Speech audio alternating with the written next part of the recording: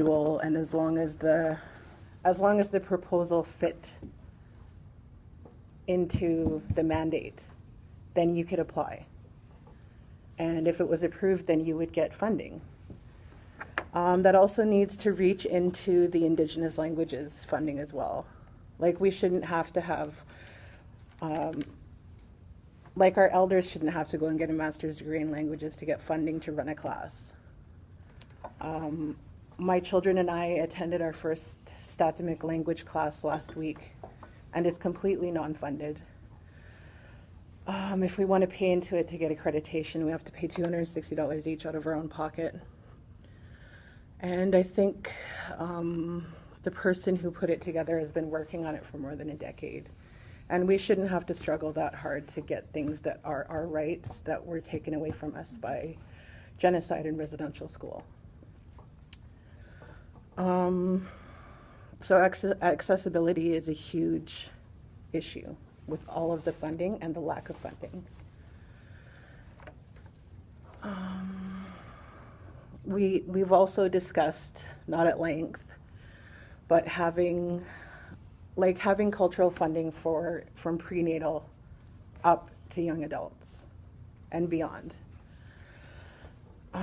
We should not have to have requirements to bring our children to cultural programming.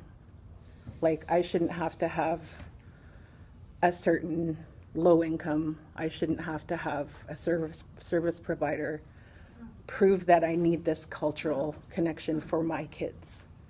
I should just be able to walk in somewhere and be like, this is my children, we're Niska, we want to be a part of this program, and it should just happen. Just like we shouldn't have had to do what we did to get a voice, to get our voices out there. But it happened the way it happened. It fell together beautifully, just like my sister Jerry Lynn said. And there should not be automatic MCFD involvement in our prenatal and natal and toddler and children's programming. I don't think that that's something that should be normalized for us.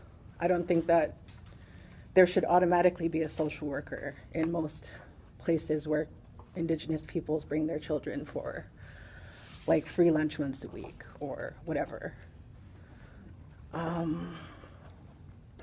That's definitely a huge issue for our parents and young people and our children and our babies and the ones who are yet to come. We need to, I noticed in the documents that capital expenditures were not eligible for funding.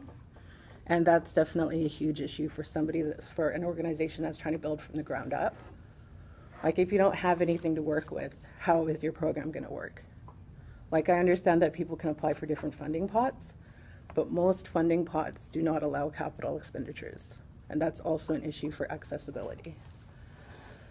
So the funding needs to be made accessible at a grassroots level, both for CCIY and Indigenous languages. And I think that's covers what I was gonna say. Thanks. So should we?